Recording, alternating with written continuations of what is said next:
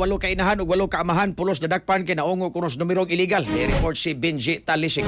XFM Police Report. Police Report.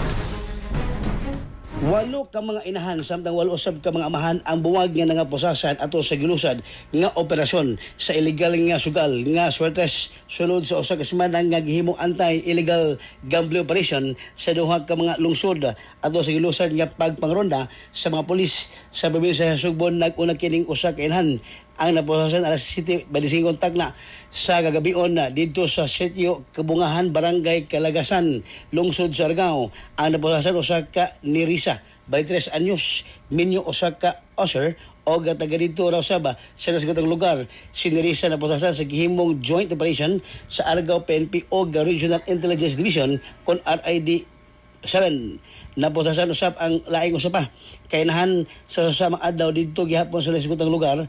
Si Esther usa ka inahan gihapon gingong natuhan sa mga operatiba atulo sa maong operasyon.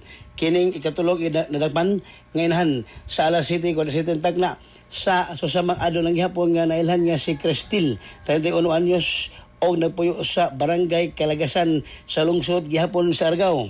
Nasiran nga gawas sa kining tulog ka mga inahan nga nadagpan sa lungsod sa Argao, laing 13 pa ka mga asher sa illegal nga swertes ang nangapusasan sa gihimong joint operation yapon sa kapulisan sa Barangay Hulumaylon, lungsod sa Dalageta. Sila o sa 13 ka mga napusasan ang lima nini sa mga napusasan pulos mga inahan sa gihimong pagpangronda sa mga pulis ubay-ubay nga mga illegal gambling paraphernalias sama sa stab, ballpen, doon sa mga kwarta nga na-recover sa pagpangronda o kinigituhang pusta o kilang mga nahalin sa mga lipustang kautugan nila.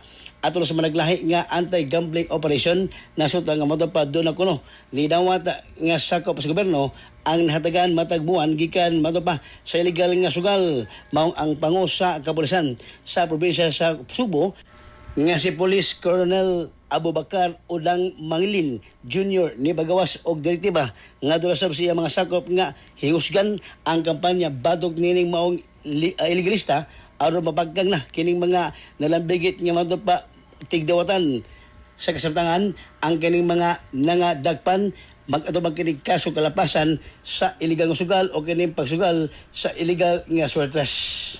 Mga balita nga nahipos sa Cebu Provincial Police Office kaabag ang Santol Herbal Oil nga hinimo sa Yes to Health Incorporated.